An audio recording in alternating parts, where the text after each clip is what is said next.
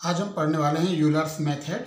इसका फार्मूला आप याद रखिए, y1 इक्वल टू होता है y0 plus H F of x0 y0, जहाँ पर f of x y value होता है dy अपॉन dx। y2 का फार्मूला होता है y1 plus H F of x1 y1। यहाँ पर मैं आपको बता देता हूँ, y1 तो आपको ऊपर से मिल जाएगा और x1 निकालने के लिए आप क्या करोगे, x0 प्लस एच करोगे। x0 का वैल्यू क्वेश्चन में मिलेगा और h का वैल्यू भी क्वेश्चन में मिलेगा। तो इस प्रकार से आप x0 प्लस h करोगे तो x1 का वैल्यू मिल जाएगा। अब y3 निकालना है तो y2 plus H F of x2 y2।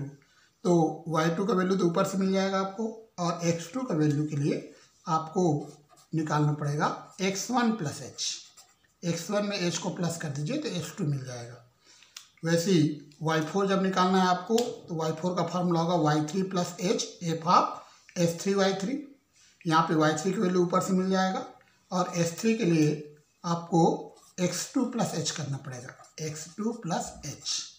इस प्रकार से आप निकाल सकते हो, है ना। तो yn का ये फार्मूला आप याद रखिए, n का वैल्यू 1 रखिए, 2 रखिए, 3 रखिए, तो ये सारे फार्मूला बन जाएंगे।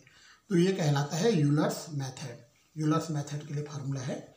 एक क्वेश्चन हम करते हैं, using Euler's method to solve dy by dx is equal to x plus y plus x y, y of 0 is equal to 1 and compute y at x is equal to 0.1 taking h is equal to 0.025।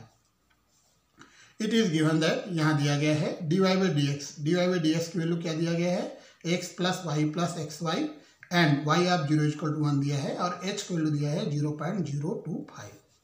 तो यहाँ पर आप देखिए, ये dy by dx को ही हम f of x Y कहते हैं।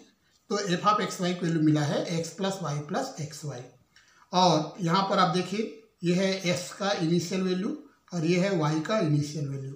मतलब ये है x0 का वैल्यू, x0 का वैल्यू 0 है और y0 का वैल्यू 1 है। याद रखना, यहाँ से आपको पता चल जाएगा s का जो प्रारंभिक मान है, इनिशियल जो वैल्यू है वह 0 है, मतलब x0 का वैल्यू 0 है, और y का जो इनिशियल वैल्यू है वो 1 है, मतलब y0 का वैल्यू 1 है, और h का वैल्यू क्वेश्चन में मिला है।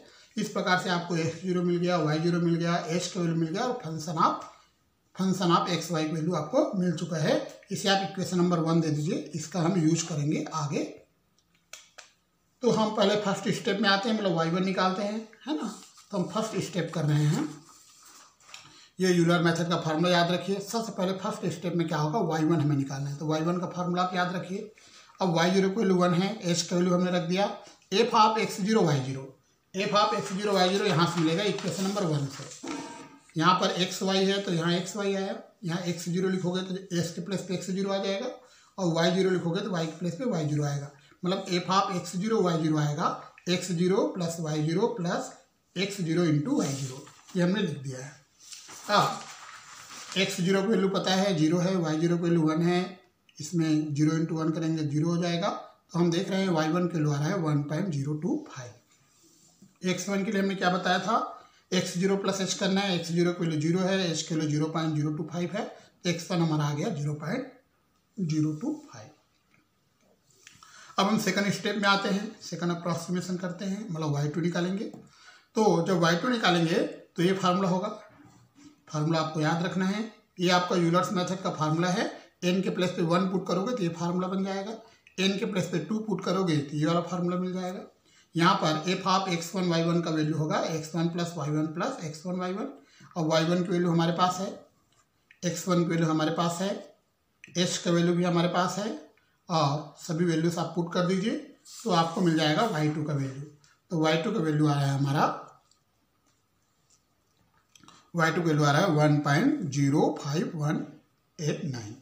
अब h2 कैसे निकालोगे, x1 प्लस h कर दीजिए, h2 की वैल्यू मिल जाएगा, x1 की वैल्यू निकल चुका है, h का वैल्यू पता है, दोनों को प्लस कर दो तो h2 मिल जाएगा। अब हम आते हैं थर्ड स्टेप में, y3 निकालते हैं। तो y3 निकालेंगे तो क्या होगा, ये वाला फार्मूला काम करेगा।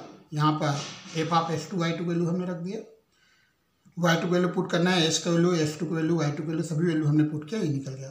फोर्थ स्टेप में आते हैं, y4 निकालेंगे। यहाँ पर h3 की वैल्यू आ रहा है 0.075। तो y4 हम निकाल लेते हैं इस फार्मूला से। तो यहाँ पर हम देख रहे हैं कि y4 निकल जाएगा 1.1116 और x4 आएगा h3 प्लस h। मतलब 0.1 आ जाएगा।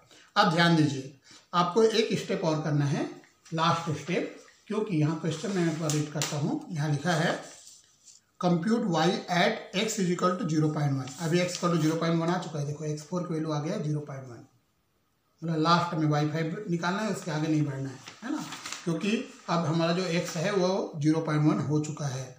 तो लास्ट स्टेप में हम आएंगे y5 में, यहाँ पर s की वैल्यू हम क्या रखने वाले हैं, 0.1 रखने वाले हैं, x4 की वैल्यू। इस प्रकार से हमारा आंसर आएगा। तो याद रखना, क्वेश्चन में जो दिया गया है वहीं तक हमें करना है। यहाँ पर क्वेश्चन में ये लिखा हुआ था, आप देखिए, compute y at x is equal to 0.1। तो पहला जो स्टेप, सबसे इनिशियल वैल्यू तो x की वैल्यू 0 आया, मतलब x0 आया। सेकंड जब हमने स्टेप किया तो s की वैल्यू क्या आया, सेकंड स्टेप हमने किया था, s की वैल्यू आ गया था हमारा, s की वैल्यू क्या आया था 0.025। जब थर्ड स्टेप हमने किया तो s की वैल्यू क्या आया, थर्ड स्टेप जब हमने किया s की वैल्यू आया 0.505, ये है ना। उसके बाद जब हमने नेक्स्ट स्टेप किया तो हमारा वैल्यू क्या आया, s की वैल्यू 0.075। उसके बाद जब इस स्टेप किया तो s की वैल्यू क्या आया 0.1। हमें यहीं तक जाना था 0.1 तक।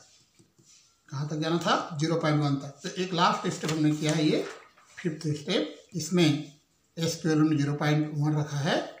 तो इस प्रकार से हमारा अंतिम आंसर है। कुछ क्वेश्चन मैंने होमवर्क दिया है, apply Euler's method to solve dy by d x is equal to x plus y. तो ये हमारा फंक्शन ऑफ एक्स वाई की वैल्यू एक्स प्लस वाई हुआ। यहाँ एक्स y0 इक्वल टू 0 दिया, मतलब x0 इक्वल टू 0 है, y0 वैल्यू भी 0 है। आपको h की वैल्यू लेना है 0.5 और कैरी आउट 6 स्टेप आपको करना है। जैसे हमने फिफ्थ स्टेप किया है, आपको 6 स्टेप तक यहाँ करना है। तो मैंने सारे वैल्यूज लिख दिया है, आप चेक कीजिए, इसको सॉल्व कीजिए। इस क्वेश्चन में आप देखिए, dy बाई डी एक्स की वैल्यू आपको दिया गया है, इनिशियल कंडीशन भी दिया गया है। यहाँ पर h की वैल्यू 0.2 लेना है, आपको निकालना है x इज इक्वल टू 0.1। तो 0.1 कब आएगा आप देखिएगा, जब x1 निकालेंगे तो x0 की वैल्यू तो 0 होगा, x1 निकालेंगे तो 0.2 आएगा, x2 निकालेंगे 0.4 आएगा, x3 निकालेंगे 0.6 आएगा, x4 निकालेंगे 0.8 आएगा, और x5 जब निकालेंगे तो हमारा 0.02 है, सॉरी यहाँ पे करेक्ट करता हूँ, 0.02 है, 0.02 है, करेक्ट करिए। तो पहला स्टेप में तो x0 होगा, सेकंड में x की वैल्यू हो जाएगा 0.02, थर्ड में 0.04, फिर नेक्स्ट 0.06, फिर 0.08, फिर लास्ट आ जाएगा 0.1। तो 0.1 हमें मिल जाएगा। इस प्रकार से इसको सॉल्व कीजिए, जो डाउट आता है हमसे पूछिए।